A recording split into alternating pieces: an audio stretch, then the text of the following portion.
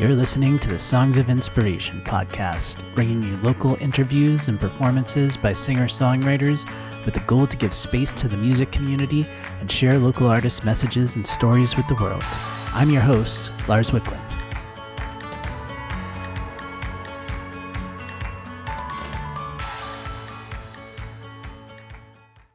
Hey everyone, we're back at the record company in Studio B. And we're with Eric Fegan from NOTADOG. Really excited to have Fegan here on the show. And he's a regular at the Medford Brewing open mic as well that I hosted this past week. So always great to hear his songs and stuff. But thank you, Fegan, for being on the podcast today. Thank you very much. I'm super happy to be on here. Thank you, Lars. Yeah. So to kick things off, can you tell us about how you got started with music?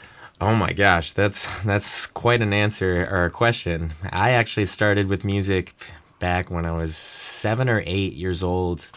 My parents had a upright piano in my house, and my mom just knew a little bit about it and had a beginner's piano book, and I started, and she got me to where I could use two hands, and then she was like, now it's you. You have to learn that. And after that, I just loved music from then on out. I picked up the violin the next year because I saw a fourth grade band play Carol of the Bells, and I thought it was the best thing ever. So I was like, I want to play violin now. So, and after that, because I hated practicing, I got into music composition when I was about 10 or 11. So when I would go to my my lessons for violin, instead of practicing what my teacher would tell me to do, instead I would just start writing my own music. Nice. And bring that to my lessons. And my teacher, even though she loved that I was making this music, but she was like, hey, stop doing that, practice. But because I know you like this, she led me to a music composition professor, Loris Chobanyan, that I started music composition from that moment. And then I went from 11, and I went to school for music composition. I did my undergrad at Rice University in music composition, and then my graduate school at Indiana University. Oh, very cool. Yeah, and then studied in Berlin and Paris as well. Oh, wow. That's awesome. So, yeah, I've done all the gamut. And that's my musical career. And now, after a 6-year hiatus of music after school, I got back into punk music, and now we're NOTADOG. Nice. I play with two wonderful bandmates, Jason and Phoenix. That's so cool. Do you still do any classical composing and stuff I too? don't as much. I've done some or just some arranging for friends who need stuff in the background. I worked with Shelley Shue on her most recent EP on 2 pieces where she needed violin, cello, and oboe. Wow. So I made 2 arrangements for that. That's so cool. Added to it. And I played on it, and it was incredible. But currently I haven't been doing as much composition, but I do want to get back to it. Very cool. And where did you study in Berlin?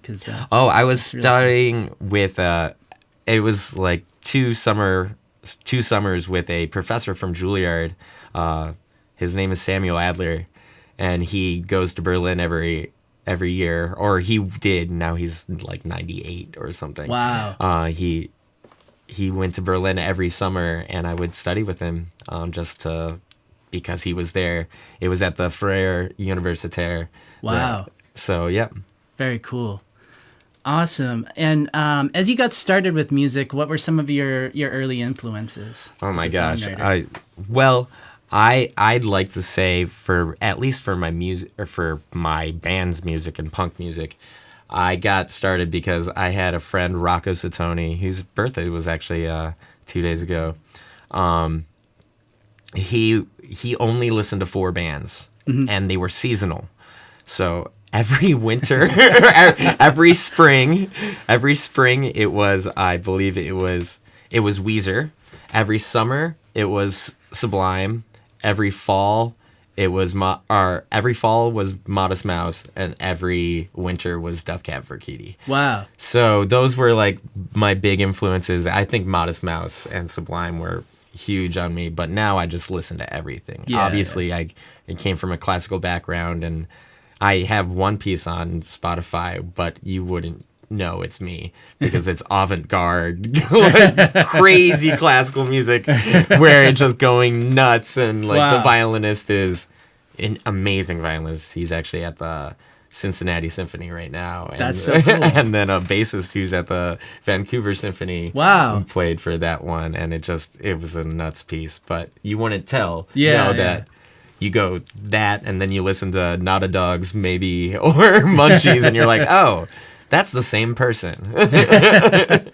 I love the two new singles you've put out too. They're really well produced. Can you tell us a little bit about how you recorded them and who you worked with? Yeah, thanks. I'm so happy to have done those singles, and we're getting ready for an album that should be coming out next year. But the Munchies and Maybe are out right now, and we recorded them here at the Record Co. with our friend Jordan Lampert. And he works at Emerson College, and he actually had some student workers, helpers for the big studio out there to like help set up mics and things. That's cool. And they got some credit for it. Nice. But then we got it mastered by our drummer's wife, Costanzi Tinti, at Peerless Mastering. But oh, cool. Yeah, we just did it here, and the Munchies, which is the first single we released, we did it on one take. Oh, wow. We had 4 or 6 hours in that studio, and we were recording all drums and bass live for all 10 songs of the album. And we got down, we finished them, and we had 5 minutes left. And Jordan goes like, so, hey, you want to like redo a song, or do you want to do a new song just with the time we had? And he said for us to do one song, Live Life, Try Laughing, that I had done previously for Fegan the dog. But I was like, no. We need to do the Munchies. We need to do the Munchies right now. And Phoenix goes like, man, I don't think I even know that song anymore. I'm like, don't worry. It's like 4 chords. Just, you got this. And guess what? It turned out to be just a sick track. That's so cool. I'm like, yep, one take for both drums and bass. And then I sang over it and just did my thing. And we got, for that one, it was a ton of fun because we had some friends from open mic. The open mics that I go to, one at the Cantab Lounge, that I was like, hey, I'll get you pizza and beer. Let's go and do some background vocals. Yeah. And for that, we just had so much fun just recording at a friend's house going, I'm a mess. I love that part of that. And now I can't hear that song or play that song without thinking that in my head. And sometimes I mumble it. That's so cool. But yeah, that song is so fun to listen to as well. It comes through on the track that you guys had a blast. Oh my gosh, just making it. The whole album, you can tell that just every part of the way it was just fun. Jordan made it easy on us, and just the way we work, me, Phoenix, and Jason together in a band, we're just fun. That's what this whole music thing's about. Absolutely. I want to be having fun. I want the people around me to be having fun. Yeah, If I'm having fun, you're more likely to be jamming and doing all the things with me. So hell yeah. Cool, man. As you got started with like songwriting, did you have any like mentors that helped you out along the way? Of course. Well, like I said earlier, I got started with composition. Yeah. And my first composition teacher, who unfortunately passed away just a couple years ago, Loris Trobanian, he was my leading level of this is how you write music. And I worked with him for 8 years, private lessons, where I just learned the ins and outs of how to write a song, let alone, but it was in the classical context. But at that same time, I was playing in a high school band with my friend Rocco and Jesse, and we were just playing all these other things, and I was able to take my composition lessons and classical music and bring them into the styles I was playing, rock music, and at that time that was a ska reggae band. Yeah. So Nice. So like whatever I could bring into that realm. And the thing for me though is lyrics. I don't know where I got those. I just listen to a lot of audiobooks. And I just like, I guess that's how I get it. But I suck on lyrics. I don't know where I get my lyrical ideas from sometimes. It's just like whatever happened at that day. I think it's good to have the stream of consciousness though and let it flow with lyrics, and sometimes you can come up with some really good like different stuff that just flows really nicely. So yeah. As for me, I really toil. I often don't have the stream of consciousness. I really toil on every single aspect of every word, and and I love alliteration and near rhyme and having inner rhyme and having weird changes of meter and stuff of that nature.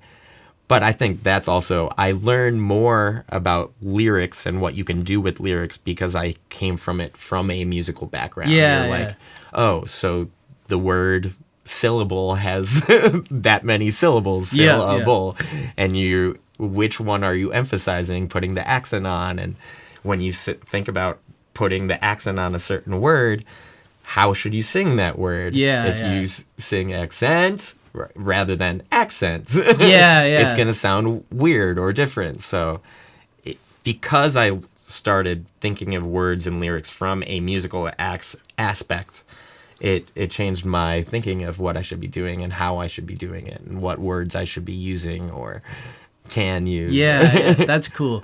Yeah, I also like toil here and there too with like once you have like an idea, trying to just dial it in so the meter and stuff works for the song and stuff. And so my question is, do you start with the lyrics first or the music first? It's been a toss-up kind of. Okay. But usually the music, like usually I have a guitar thing that I'm messing around with, and then I'll start writing lyrics to it. But I have also started with lyrics as well. Okay.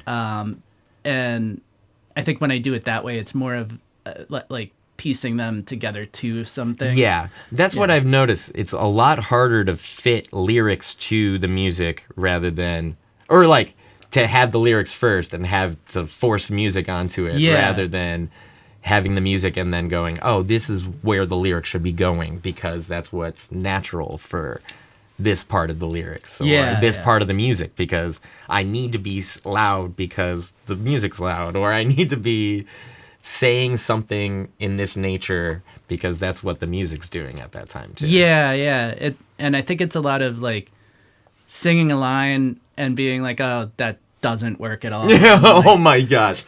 Crossing stuff out and then going back and I was singing writing again. a new song this week.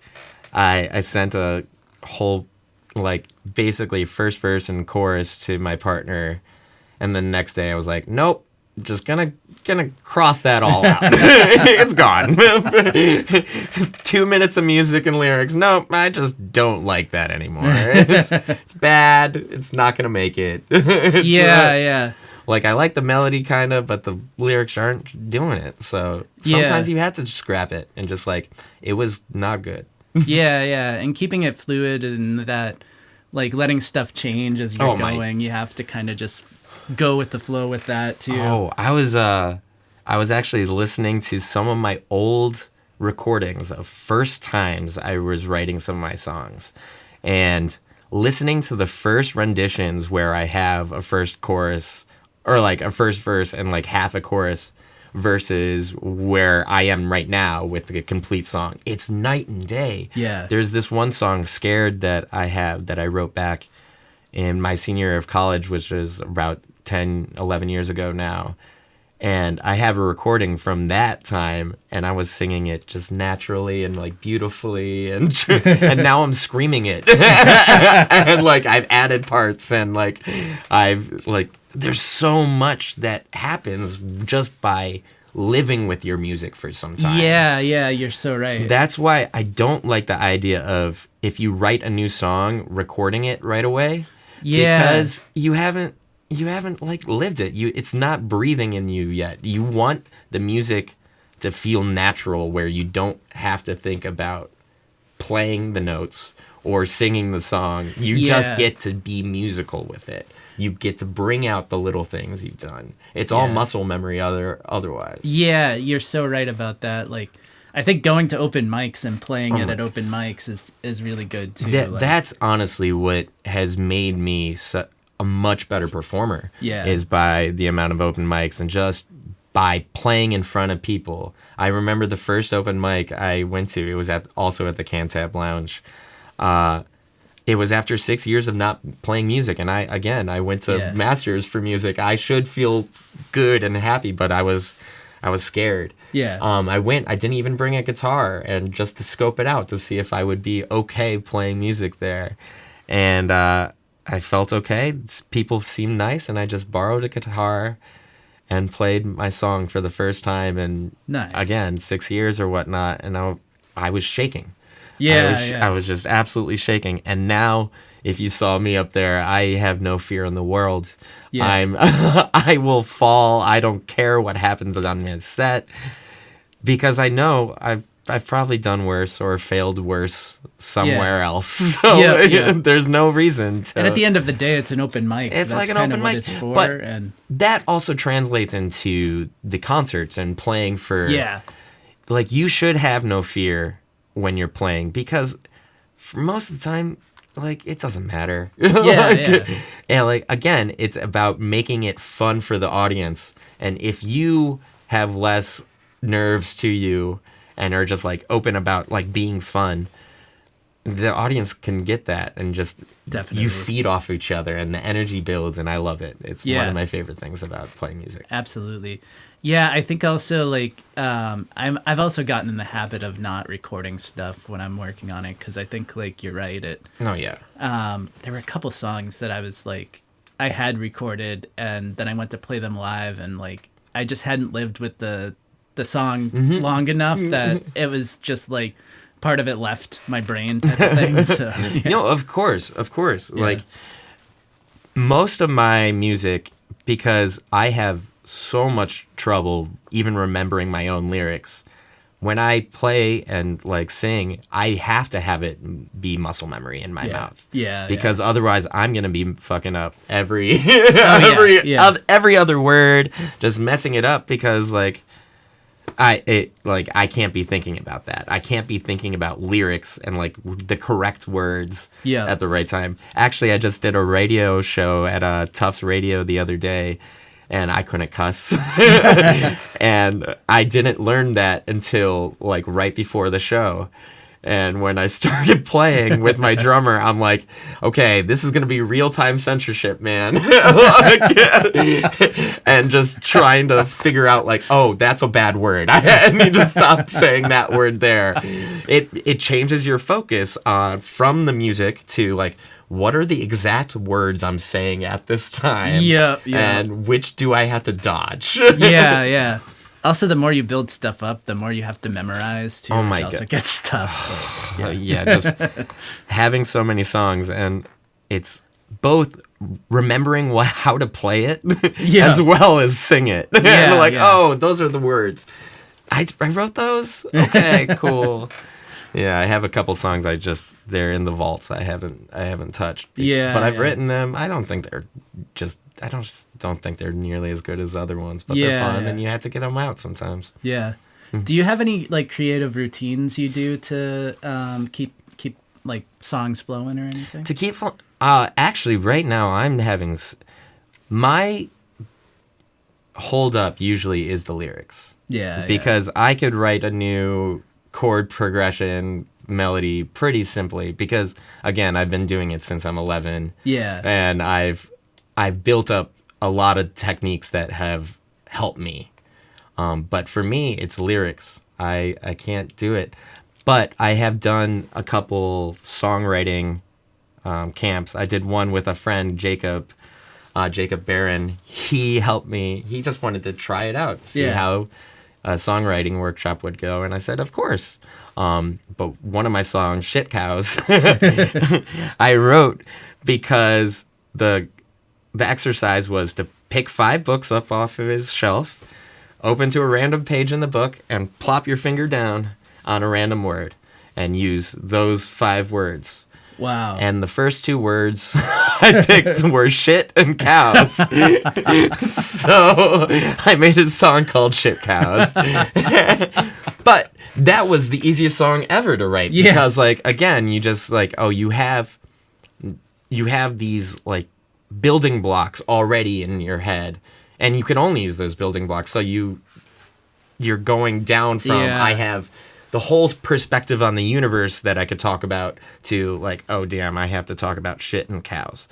So, like, it just, sometimes by putting breakers or some sort of block in your way and constraining yourself, it makes it easier to be creative. Yeah. That was one of the things I learned from my teachers when I was composing. They said, never start with an orchestra piece.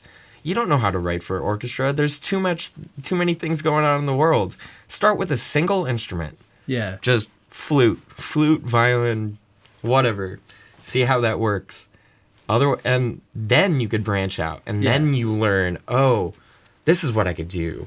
And you learn how to do the most with the least you have. Yeah, that's great. Great insight. Sorry. Very cool. What's one challenge you've had as an artist as you've kind of pursued this? Oh, well, like I said, I had this big hiatus. So in my master's program, I went to IU, Indiana University, for music composition, and I basically only went because they gave me money. I got accepted to all my other schools that I wanted, but they gave me zero money, and I didn't want to spend $60,000 to $70,000. Oh yeah. Even though I wanted to go to their school, and I tried to get more money, and they weren't budging. So I was like, okay, I'm gonna go to IU, see how that goes, and I learned that I didn't. The only thing I liked about the place was I worked at a bar that was a music club. And I loved seeing local acts and performers. And I was like, oh, this is my life. This is what I want to see. I just want to chill with friends and listen to music. But every time I would step away and go back to class or have private one-on-one instruction with my teacher, over the year, we just started butting heads more and more and talking about what is music and what's it supposed to be, especially in the classical music realm where it's supposed to be this highly conservative or atonal craziness, and you have to be pushing boundaries. And my teacher was like, okay, you have to make these 7 tuplets, or like you have to add complexity everywhere.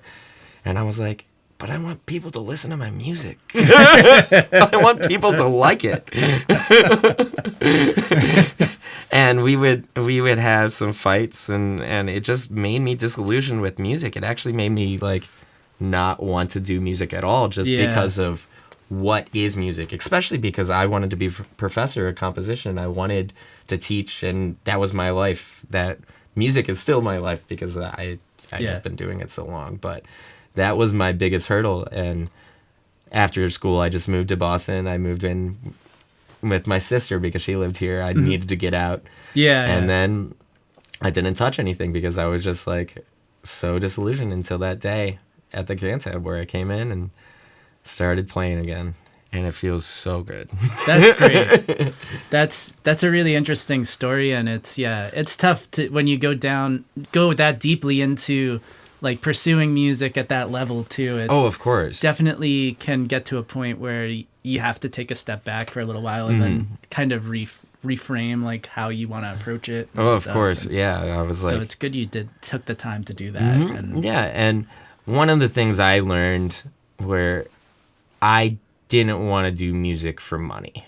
When I started thinking of it as a job rather than as something that is creative and it's for me, it changed the whole perspective. When I was gonna go to Hollywood or write for scores and stuff, that was not for me. I don't want to have to listen to a producer and say, you have to write this or it has to fit to this cue, even though it's cool, but it's also a crazy life. But once I started doing it for my own pleasure, it changed the whole aspect and my whole view on it. That's awesome, man. Can you tell us the story behind one of your songs and how you wrote it? Oh, well, okay. So this one's gonna come out in a couple months, but it's a song called Probably Happy. Mm-hmm. I may have played it for you a couple times, but it is verbatim a breakup story. Mm-hmm. Where the first words are, it was a Wednesday about 5:15. She called me up and asked for drinks, and I said, hey, let's fucking vibe. So I literally quote everything that happened in that day, including, hey, I want to break up with you. Or, I really fucking miss your dog. And it's my favorite story because I was like, she broke up with me. I needed to get music out because I was just like spiraling. And I'm like, what do I talk about? I was like, wait, I'm just going to write it. I'm just going to say exactly the things that happen, and it's perfect. It's perfect. It was so easy to write because I was like, okay, what happened? Oh, it was a Wednesday about 5:15. She called me up, asked for drinks, and said, hey, let's fucking vibe. We talked about Harry Potter. We gawked at all the food, chatting for hours and hours as one thing turned into two. It's... Yeah, that's one of my stories. Most of my songs, I do it because I'm feeling some sort of emotion. I have a lot that I feel stagnant at my job. Mm-hmm. That's like a recurring theme in a lot of my stuff because I wanted to be a music composition professor, not working in HR finance. Where like I like to think, but. So I have recurring themes in a ton of my music, but most of them don't have specific stories I'm talking about. Yeah. Even the Munchies, well, the Munchies I wrote back in like 2017. I actually started writing that song. That was the first one I started writing in Boston. It was like my sister was out of the house and the kids were away and I got to play music for a second and I started a verse of the Munchies, and I didn't touch it again until a couple of years after Maybe was the first song I wrote in Boston. But yeah, so that was a little about, I was walking in my kitchen and I couldn't find food. So I am lost in my kitchen. As I stare at the fridge, I don't know what to eat.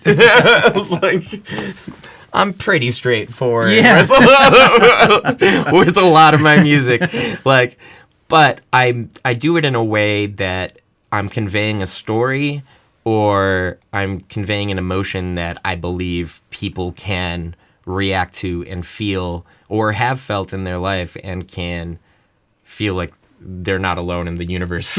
Or they can I felt that exact way. I'm not alone. It's cool. Nice.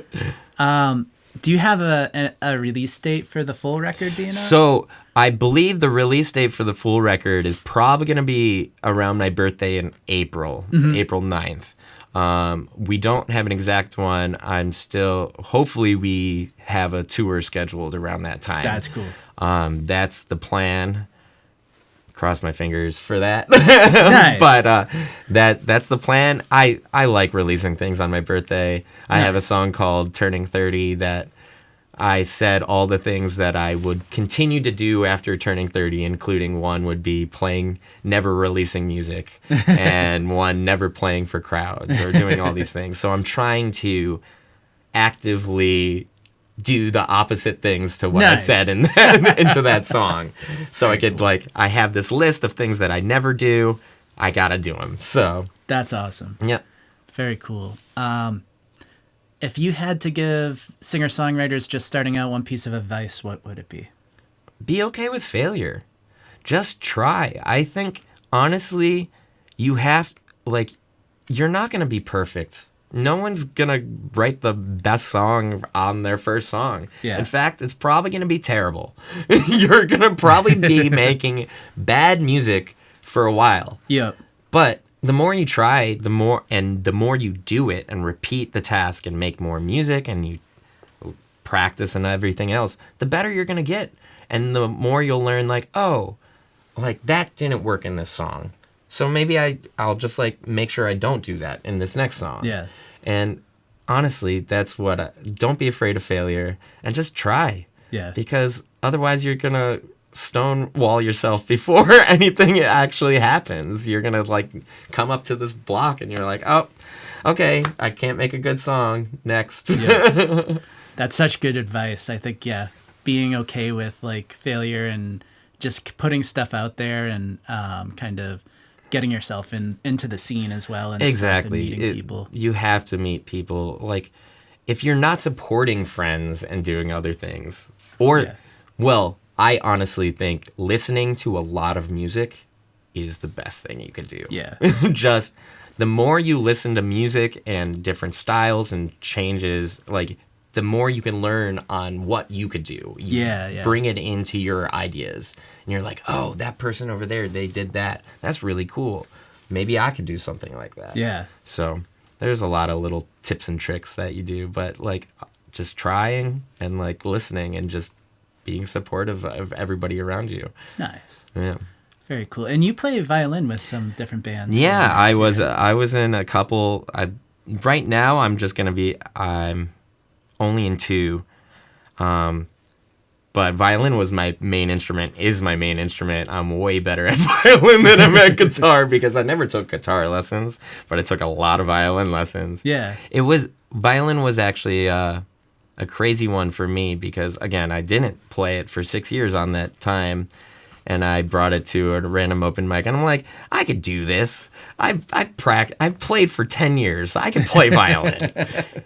And I brought it in there for a friend. A friend was like just performing, and he played in a cover band. And I was like, dude, let me play violin for you tonight at the open mic.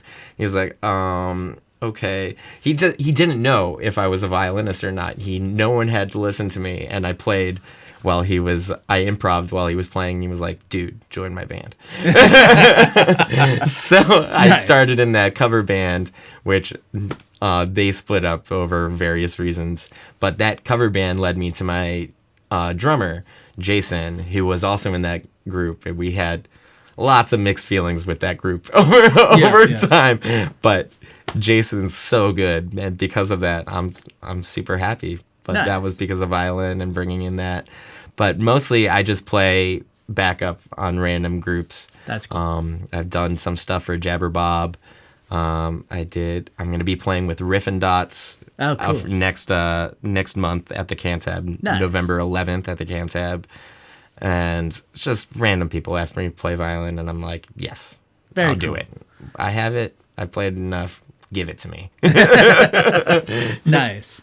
That's cool. And it's funny because I was never a bluegrass or like folk violinist, and coming from a purely classical base, it was hard. I didn't understand how different it is to play in those styles. Yeah. There are little tips and tricks you could do. And in fact, I have to like dumb down my violin skills because it doesn't like classical vibrato doesn't sound right when you're playing folk music.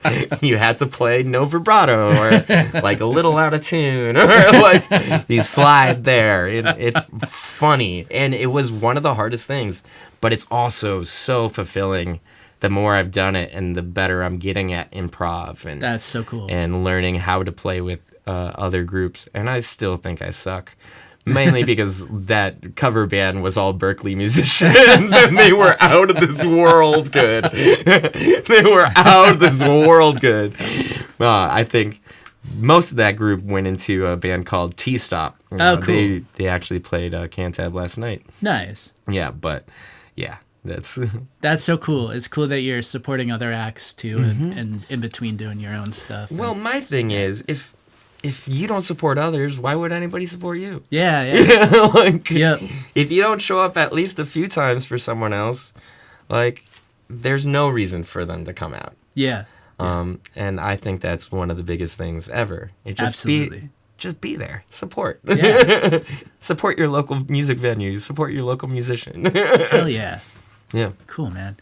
Well, this was great. Great to talk with you. Thank you for sharing such a great interview with us with lots of insights, and Thank you. great to hear your backstory with composition. And stuff Yeah, too. I don't think you knew that. I did. Yeah. I could play you some of my classical later. Yeah, I definitely want to hear that. Yeah. Let's hear some music though. Awesome.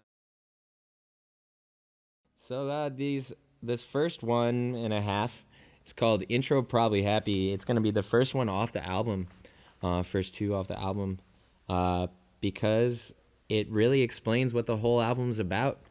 If you listen to the words in the intro, it's gonna tell you a lot more about myself. And the second song is what I talked about in the podcast, Probably Happy. Oh, it's verbatim breakup story. You're gonna love it. So this one's called Intro Probably Happy.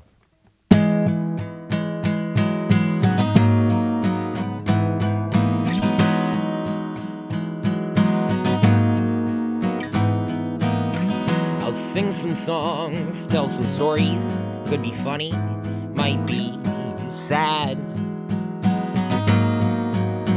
I'll end up disappointing my parents and maybe even a few of my friends. But I'm trying, I'm doing my best.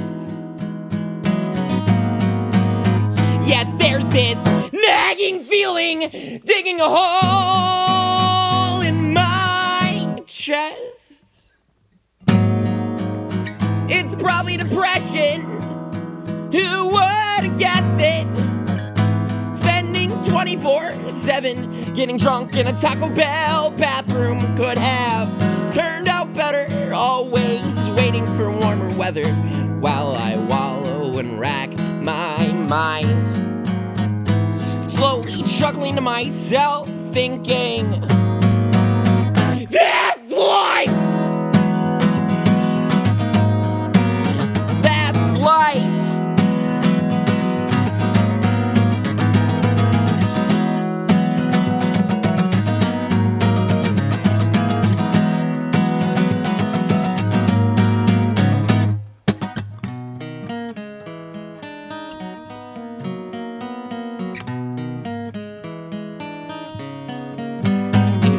Wednesday, right after work, let's say about 5:15, you called me up and asked for drinks, and I said, yeah, let's fucking vibe. We talked about Harry Potter, and we gawked at all the food, chatting for hours and hours as one drink turned into 2. Leaving the bar, we found a cozy place, a place to sit and talk and be ourselves, and maybe have a little laugh while I made bad jokes and said, I think I need to break up with you. Woo! It's not you. You're one of the kindest men I think I ever knew. It was on Valentine's Day when we're cuddling that I didn't feel it romantically working out in the end. Would you be fine if we were just friends? It's like getting hit in the face with a baseball bat, blindsided by a truck, going way too goddamn fast, and it's now all over while the good times are never closer, and I hope you do better without me. Probably happy.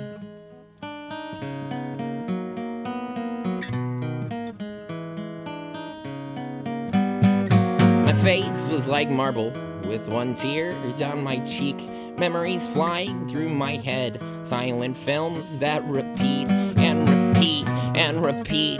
Oh no, I really didn't want to leave, so I wrote this song.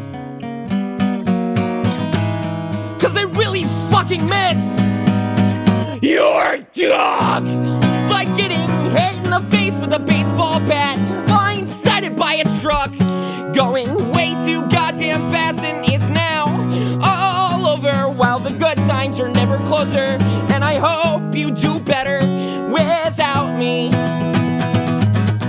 It's It's like getting hit in the face with a baseball bat, blindsided by a truck, going way too goddamn fast, and it's now all over. While the good times were never closer, I hope you do better without me. Probably happy.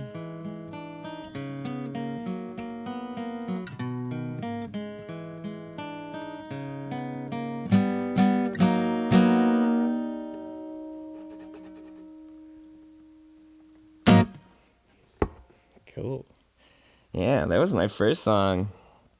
I love those songs.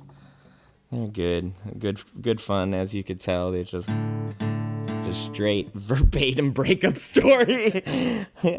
I really did miss their dog. They were a fucking awesome dog. Yeah, so this next song is actually the song that was released most recently on Friday, October 6th, or October 3rd. And it's we're having the single release party for it on October 6th at the Midway Cafe with Bent Luck and Always April. It's going to be a sick show. It's going to be a really good show. Bent Luck's awesome emo bunk band. And this was actually the first song I wrote in Boston. So this one's called Maybe.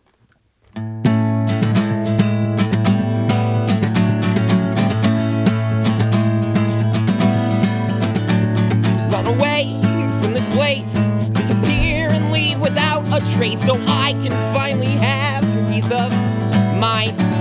Shitty job, alright people, if only it can be that simple. The work keeps piling on and on, I just keep hitting the clock, and I know that there is so much more that life could be. If only I had turned off the TV, stopped smoking weed, gotten better at the things that define me. Maybe music, maybe I should just leave Massachusetts. Maybe.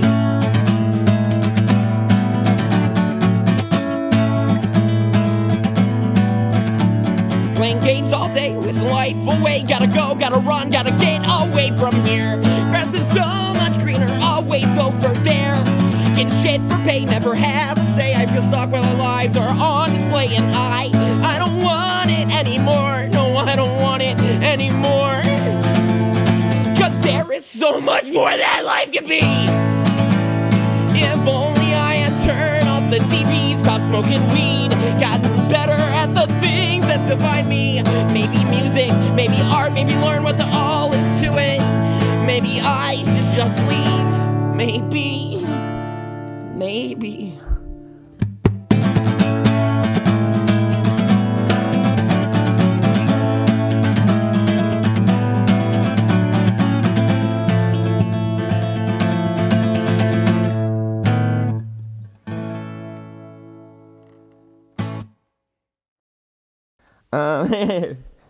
So, this next song, Simply Scrolling, I wrote, is also about the same girl breakup song. Different breakup. This was our second breakup. But I wrote it, and I love it. It's one of my favorite songs. It's just more of my poetic language and talking about things that's going on. So, and it's going to be our next song that comes out November 11th when we have the concert at the Cantab. Yeah, so this one's called Simply Scrolling.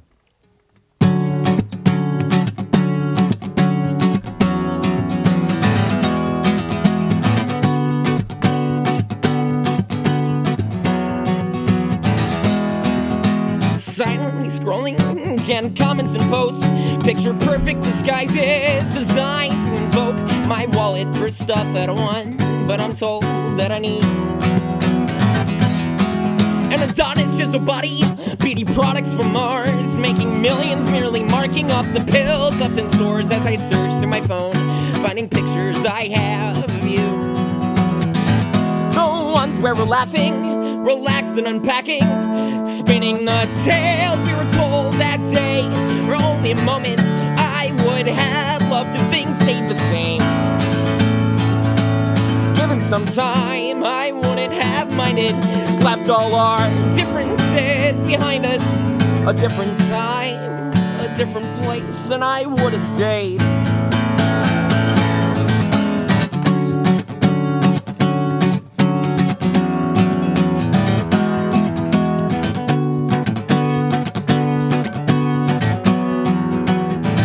When finding a partner is so much harder than they make it out in movies, and falling in love makes no sense when the characters aren't meant for each other. With the feeling of finally folding, giving up on love ain't no prayer that'll work. For the gods up above, I've lost faith in myself and the hand I've been dealt. Simply scrolling, we're scrolling through pictures, we're laughing, relaxed, and unpacking the tales we were told that day. For only a moment, I would have loved if things stayed the same. Given some time, I wouldn't have minded. Left all our differences behind us. A different time, a different place, and I would have stayed.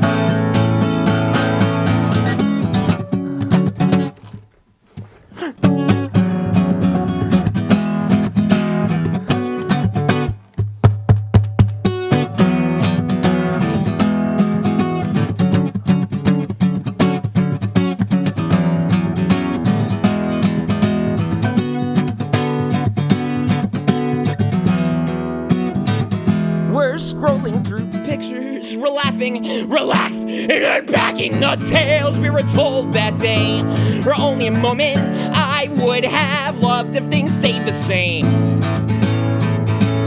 Given some time, I wouldn't have minded. Left all our differences behind us. A different time, a different place, and I would have stayed. We're scrolling through pictures, we're laughing, relaxed, and unpacking the tales we were told that day. For only a moment, I would have loved if things stayed the same. Given some time, I wouldn't have minded. Left all our differences behind us. A different time, a different place, and I would have stayed.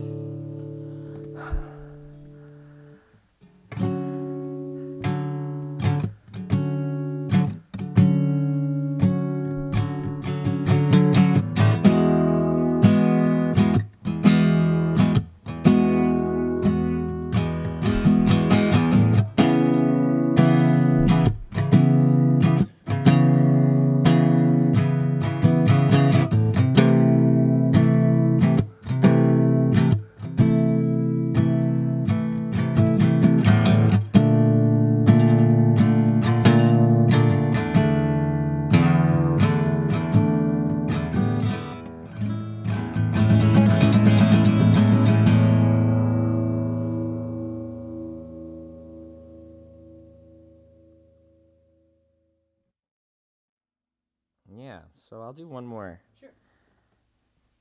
I don't want to play the Munchies. It's out. You listen to Munchies everywhere. This other song, I also talked about it earlier in the day. It's called Scared. I wrote it about 10 years ago, my senior year of college. And yeah, I love this song. And this, I also got some help from friends on this. But thank you guys. Thank you, Lars, for doing this. Yeah. We're not a dog.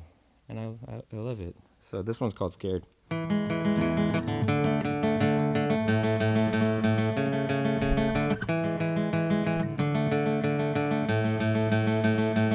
As I sit here nervously awaiting all the time I get to spend with my friends, I give no shits to the things around me.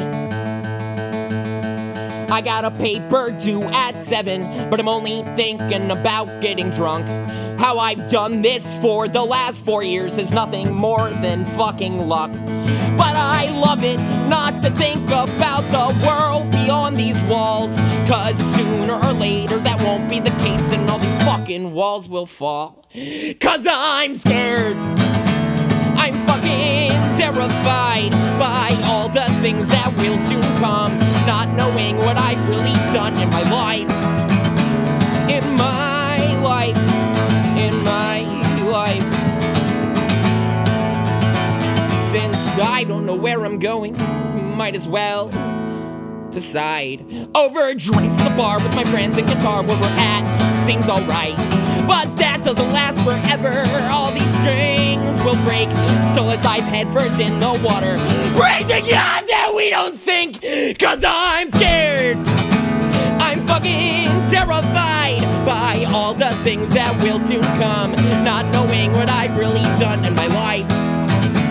In my life. In my life. Sing.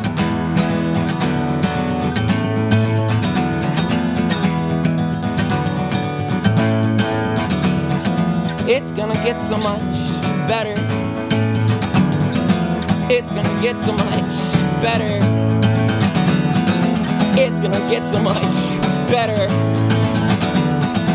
It's gonna get so much better. But I'm scared. I'm fucking terrified by all the things that will soon come, not knowing what I've really done in my life. In my life. In my life.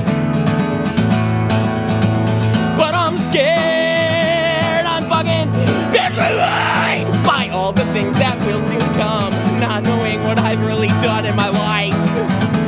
In my life. In my life. In my